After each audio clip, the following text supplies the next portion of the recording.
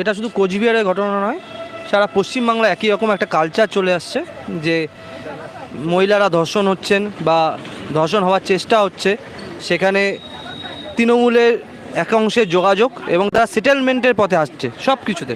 কোন আগে থানায় ইন্টিমেশন দেওয়া হয়েছিল, আমরা কথা বলতে আসছি, তারা বললেন আসুন আধ ঘন্টা পরে এখানে ম্যাডাম থাকবেন, তিনি আপনাদের সাথে কথা বলবেন। কিন্তু আমরা এখানে এসে দেখলাম কেউ নেই, ম্যাডাম নেই, মেজবাবু কেউ নেই। কথা কার সাথে বলবো? অসুবিধাটা কোথায়? আমরা তো কথা বলতে এসেছি, আমরা তো ঝামেলা করতে আসিনি। একজন বাচ্চা মেয়ে, সে অ্যাটেম্প টু রেপের শিকার হলো, তাকে নিগ্রহ করা হলো, সেই বিচার তার বাড়ির লোক চাইছে।